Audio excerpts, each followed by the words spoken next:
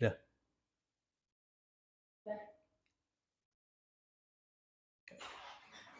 Assalamualaikum warahmatullahi wabarakatuh. Bismillahirrahmanirrahim. Alhamdulillahirabbil alamin wassalatu wassalamu ala nabiyyina wa maulana wa habibina wa sayyidina Muhammadin sallallahu alaihi wasallam wa ala alihi wa ashabihi wa man tabi'ahum bi ihsan ila yaumiddin. Allahumma anfa'na bima 'allamtana wa 'allimna ma yanfa'una waj'alna mimman yastami'una al-qawla fayattabi'una ahsanah innaka sami'un mujib. Rabbi shrah li sadri wa yassir li amri wahlul 'uqdatam min lisani yafqahu qawli amma ba'd. Para pemirsa dan para pendengar yang dimuliakan oleh Allah Subhanahu wa taala, alhamdulillah pada malam hari ini kita berjumpa kembali dalam agenda keilmuan kita, dan mudah-mudahan pertemuan kita dalam kesempatan ini akan memberikan manfaat bagi kita sekalian untuk meningkatkan iman kita, ketakwaan kita, dan sekaligus juga keilmuan kita tentang agama kita yang diridhai oleh Allah Subhanahu wa taala. Kita berjumpa kembali dalam channel kita Gria Ulum Syariah, dan insya Allah dalam kesempatan ini kita akan membahas yaitu tema kita yang masih berkaitan dengan tema sebelumnya, yaitu apa ibrah atau pelajaran yang bisa kita ambil dari syahidnya seorang sahabat besar, yaitu sahabat Hubeb bin Adi. Para pemirsa dan para pendengar semua yang dimuliakan oleh Allah Subhanahu wa taala.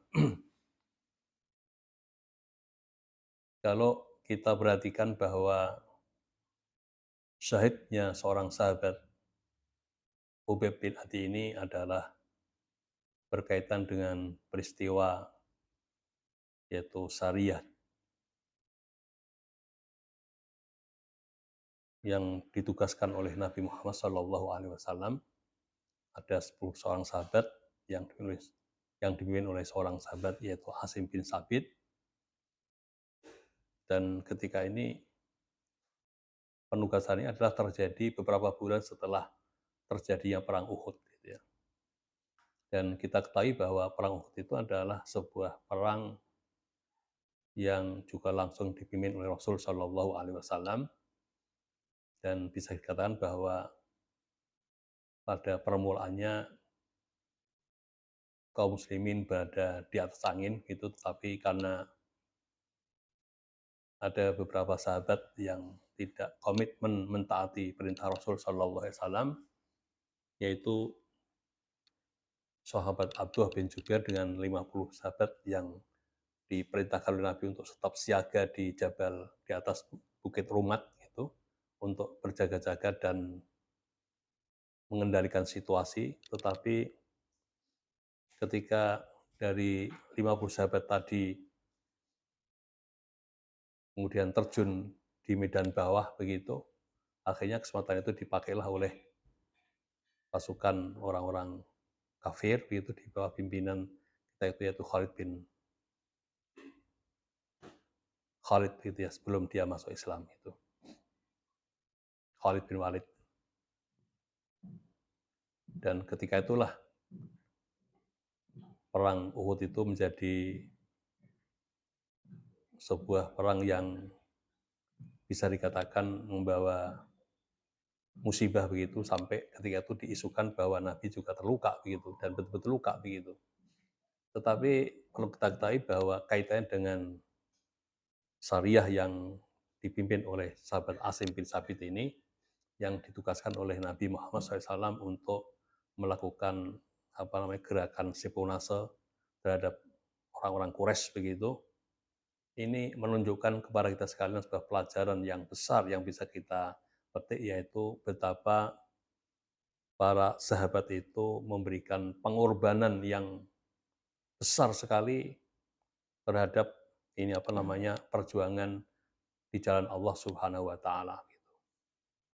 Artinya mereka begitu diperintahkan oleh Nabi untuk melakukan apa namanya syariah ini yang dipimpin oleh sahabat yaitu Asim bin Sabit itu dan akhirnya membawa syahidnya yaitu sahabat Khubayb bin Adi ini menunjukkan kepada kita sekalian betapa pengorbanan dan apa namanya jerih payah serta upaya yang dilakukan oleh sahabat-sahabat Nabi dalam rangka memperjuangkan agama Islam gitu. Dan inilah yang perlu kita teladani bahwa para pendahulu kita, para senior kita, mereka dengan gigih dan penuh kejuangan memperjuangkan agama Islam ini sesuai dengan apa yang diperintahkan oleh Rasulullah Shallallahu Alaihi Wasallam. Ini satu pelajaran yang bisa kita ambil.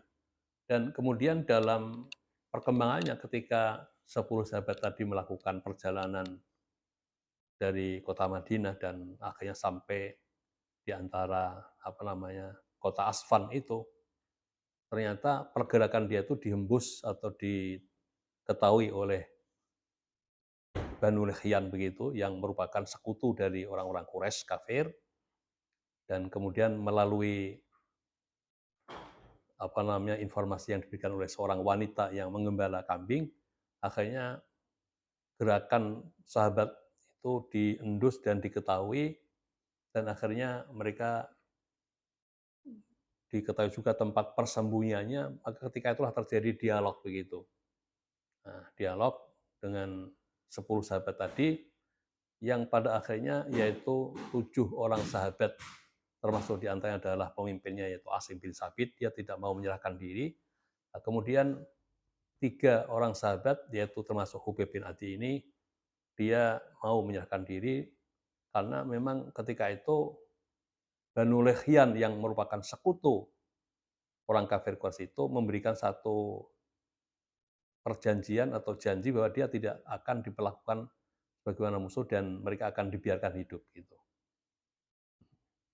Nah, ini ternyata pada akhirnya dia ketika sudah sampai di tengah-tengah mereka itu, mereka diborogol gitu, artinya diikat begitu, dan ini jelas menunjukkan bahwa apa namanya pengkhianatan yang dilakukan oleh Banu Lihyan tadi. Dan ini juga menunjukkan kepada sekalian bahwa orang-orang kafir itu begitu mudahnya jadi melakukan satu apa namanya ingkar janji, pengkhianatan, sebuah janji yang sudah disampaikan tetapi ternyata dikhianati, dan ini memang satu hal yang sering terjadi ya. Kita melihat dalam apa ya kerangka sejarah bangsa Indonesia juga begitu kan. Artinya ketika Pangeran Diponegoro tadi melakukan gerakan untuk apa namanya memusuhi atau membebaskan penjajahan, dan ketika itu para penjajah betul-betul memang kewalahan, akhirnya dia ini apa dilakukanlah negosiasi bahwa dia diminta untuk datang untuk melakukan apa namanya persetujuan. Tetapi ternyata ketika Pangeran Diponegoro ini sudah sampai ke tempat yang dijanjikan itu, dia ditangkap. Jadi ini sebuah pengkhianatan yang dilakukan oleh orang-orang kafir. Jadi ini satu pelajaran lain juga yang bisa kita ambil bahwa begitu mudahnya orang kafir itu melakukan pengkhianatan atau janji yang dicederai, yang tidak ditepati sebagaimana yang telah disampaikan. Jadi para pemirsa dan para pendengar semua yang dimuliakan oleh Allah Subhanahu wa taala, pelajaran lain yang bisa kita ambil adalah yaitu ketika Khubayb bin Adi berada dalam tawanan, yaitu di rumah seorang wanita namanya Zainab binti Uqbah begitu. Maka ketika itu secara tidak sengaja begitu, anak kecilnya seorang wanita tadi masuk ke dalam lingkaran yang dihuni oleh Khubayb bin Adi tadi. Dan ketika itulah membuat wanita tadi terperanjat begitu. Dia sangat khawatir sekali kalau Khubayb bin Adi itu akan menggunakan kesempatan untuk melukai anak tadi. sebagai balas dendam terhadap ini apa namanya, eksekusi yang akan dilakukan terhadap dia tadi, tetapi itu tidak dilakukan. Jadi ini menjadi sebuah apa namanya, pelajaran yang bisa kita ambil bahwa betapapun bagaimana bahwa orang Islam itu ini memiliki sifat kasih sayang begitu, artinya dia tidak kemudian ketika terjadi apa namanya, sebuah agresi itu tidak melakukannya dengan semena-mena begitu. Artinya tetap memiliki apa namanya, memperhatikan nilai-nilai kemanusiaan gitu. Artinya seorang anak kecil yang tidak bersalah, yang tidak apa namanya, tidak berdosa, tentu dia tidak selayaknya atau tidak seharusnya mendapatkan perlakuan yang sama dengan orang-orang yang melakukan memang permusuhan terhadap orang Islam. Jadi para pemirsa dan para pendengar semua yang dimuliakan oleh Allah Subhanahu wa taala, kemudian juga pelajaran yang bisa kita ambil yaitu ketika sahabat Hubeb bin Adi tadi berada di sebuah tempat yang diungsikan oleh orang-orang kafir, yaitu di rumah seorang wanita namanya Zainab binti Uqbah, yaitu anak dari bapaknya yang gugur di Perang Badar. Maka ketika itu kesaksian seorang wanita tadi melihat bahwa sahabat Hubeb bin Adi ini memakan sebuah apa namanya, sedompol buah anggur begitu, sebiji sebesar kepala begitu. Padahal pada waktu itu ini tidak musim anggur gitu, dan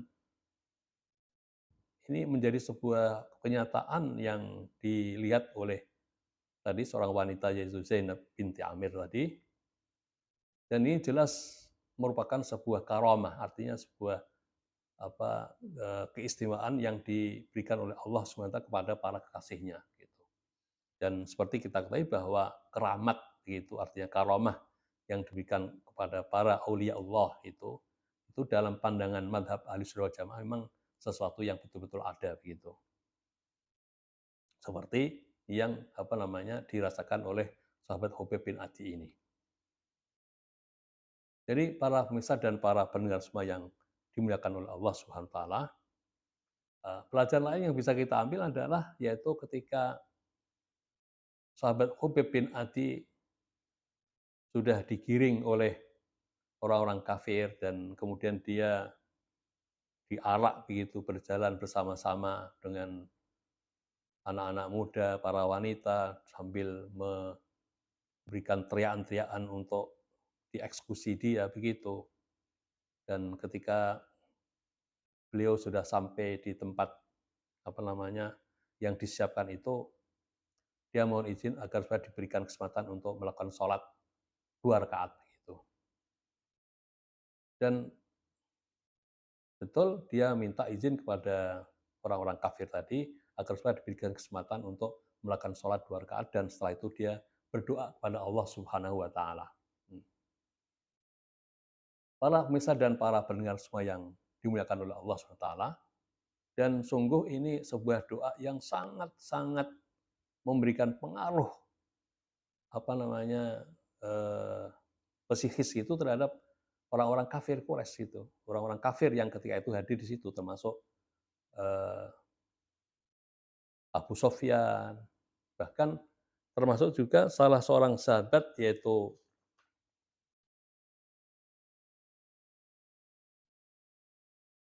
sahabat apa namanya, eh, Al-Jumahi gitu. Nah, ketika itu dia sempat hadir di situ, dan akhirnya dia ketika melihat suasana itu akhirnya dia menjadikan dia masuk kepada agama Islam gitu. Jadi ini sebuah doa yang sangat memberikan pengaruh terhadap kejiwaan mereka, dan ketika itu dia orang-orang kafir itu ketika dibacakan doa yaitu Allahumma ahsihim adada waqtulhum badada wala tughadir minhum ahada. Artinya ya Allah, matikan mereka dengan apa namanya, keseluruhan begitu, dan berikan mereka ini apa namanya, hancur berserakan begitu dan jangan tinggalkan satupun dari mereka begitu. Maka ketika itu ada di antara mereka yang tersungkur ke tanah gitu ya, menyungkurkan diri ke apa, di atas tanah gitu. Dengan keyakinan bahwa dengan cara begitu mereka akan selamat dari doa laknat yang disampaikan oleh Hubeb bin Adi ini. Jadi ini juga memberikan satu pelajaran bagi kita sekalian bahwa doa seorang mukmin yang betul-betul memang hudur, yang dia berkonsentrasi dan secara ikhlas disampaikan itu akan memberikan dampak yang kuat sekali terhadap orang-orang yang mendengarkannya. Jadi para pemirsa dan para pendengar semua yang dimuliakan oleh Allah Subhanahu wa taala, kemudian barangkali mungkin ada sebuah pertanyaan begitu, kenapa ketika Banu Lehyan tadi menghadap dan menemui kepada 10 sahabat tadi, ada di antara mereka yang tidak mau turun begitu, artinya dia tetap dalam posisi tidak mau menyerahkan diri, tapi 3 di antara sahabat tadi seperti termasuk Hubeb adalah dia memiliki mokif atau sikap mau menyerahkan diri. Nah, di sini ada pertanyaan yaitu kenapa terjadi sebuah perbedaan pendapat di antara 10 sahabat tadi gitu. Nah, di sini para ulama menyatakan bahwa sahabat-sahabat itu mengambil sikap ada di antaranya yaitu sikap rukhsah dan juga ada yang mengambil sikap azimah begitu. Jadi Asim bin Sabit sebagai pemimpinnya dan 7 orang lainnya ketika dia tidak menyerahkan ini adalah mengambil sikap azimah gitu. Artinya dia tetap dalam posisi tidak menyerahkan diri walaupun itu harus mengorbankan diri gitu.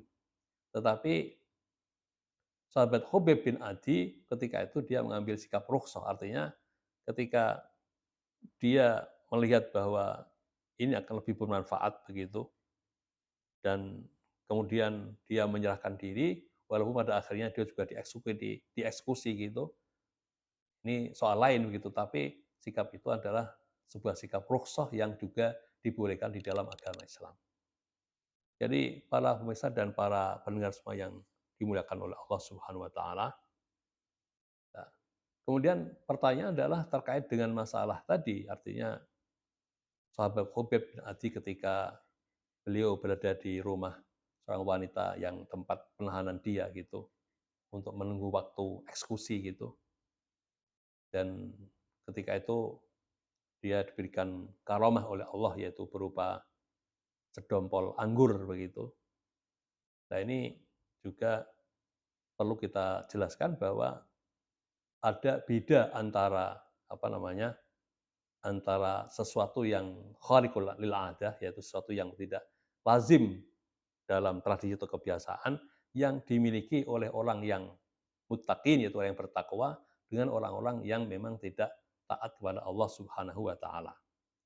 Jadi al-farqu baina auliya'ur rahman wa auliya'us syaitan gitu. Jadi bisa jadi orang yang tidak memiliki jejak perilaku yang baik tapi dia juga tampak di antara kita ini memiliki ini kelebihan-kelebihan itu. Umpamanya ada seseorang yang bisa terbang umpamanya atau dia bisa apa eh, dengan kendaraannya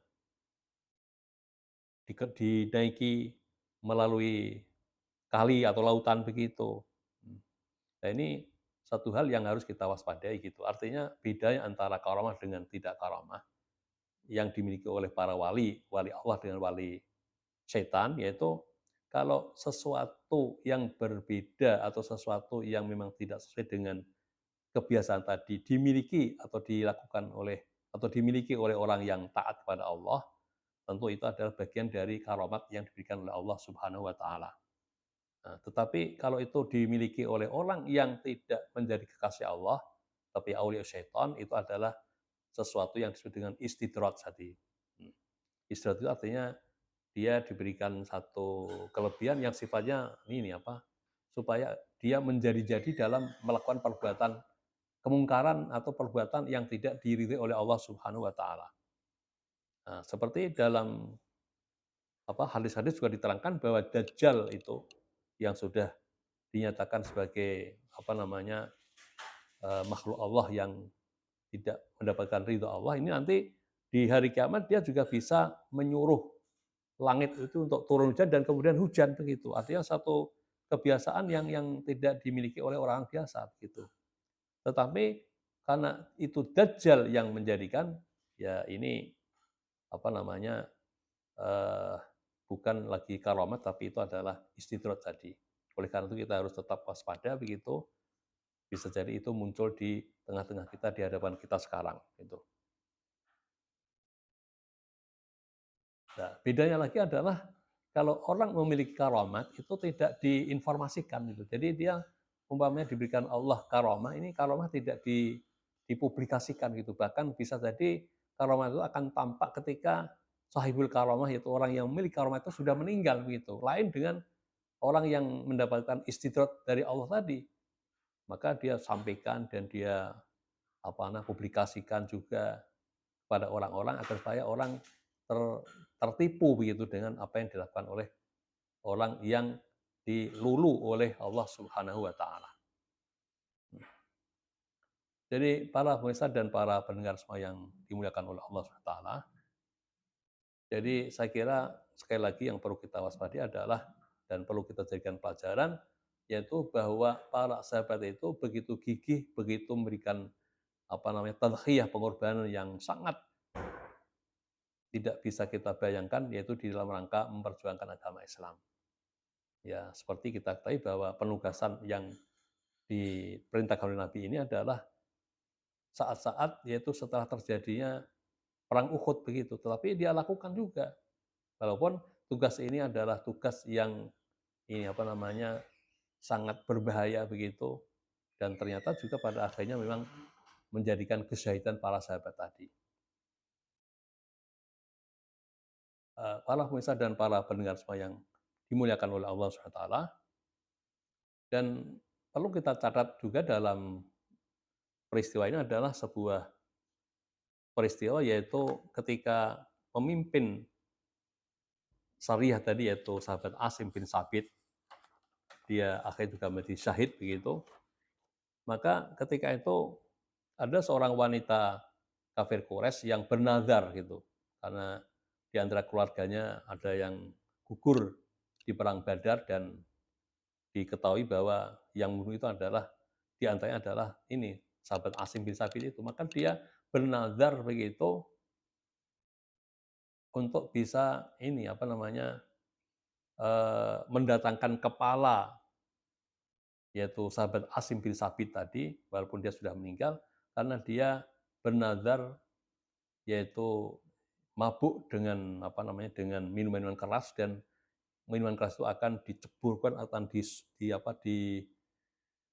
dikumurkan atau dibasahkan pada kepala sahabat Asim bin Sabit tadi. Tetapi Allah SWT menjaganya, melindunginya, yaitu dengan cara bahwa di atas kepala sahabat Asim bin Sabit tadi kemudian diikuti dengan kumbang-kumbang